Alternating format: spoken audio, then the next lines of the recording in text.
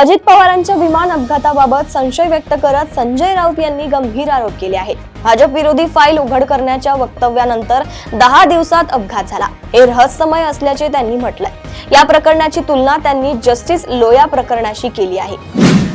महाराष्ट्रात हवामान झपाट्याने बदलत असून अवकाळी पावसाची शक्यता आहे। कोकण व उत्तर महाराष्ट्रातील काही जिल्ह्यांना IMD कडून येलो अलर्ट देण्यात आलाय। अरबी समुद्रातून येणाऱ्या दमट वाऱ्यांमुळे ढगाळ वातावरण तयार झालं आहे।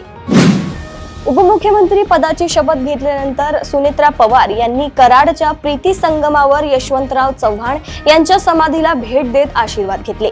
या दौऱ्यामुळे दिवंगत अजित पवार यांच्या आठवणींना उजाळा मिळालाय। बारामतीत अजितदादांना अखेरचा निरोप देण्यासाठी जमलेल्या गर्दीचा गैरफायदा घेत चोरट्यांनी डल्ला टाकला। अंत्यसंस्कार दरम्यान तब्बल 15 नागरिकांच्या गळ्यातील सोनसाखळ्या चोरीला गेल्या आहेत।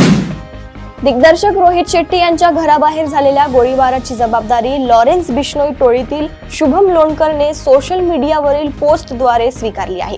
अकोला जिल्ह्यातील रहिवासी असलेला शुभम लोणकर याआधीही बंदूक तस्करी प्रकरणात अटक करण्यात आलेला मुख्य सूत्रधार असून तो काही काळ फरार होता। सांगलीतील कृष्णाकाठ परिसरात नशेत असलेल्या कार चालकाने गर्दीत कार घुसवत अनेक वाहनांना धडक दिली।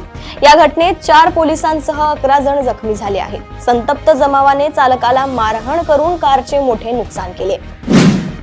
अजित पवार सरकारमध्ये असताना त्यांच्याशी व्यक्तिगत संबंध चांगले होते असे देवेंद्र फडणवीस म्हणाले आहेत। राष्ट्रवादीच्या एकत्रीकरणाची चर्चा सुरू असती तरी त्यांनी ती माझ्याशी किंवा भाजप सोबत केली नसती का असा सवाल फडणवीसांनी उपस्थित केलाय।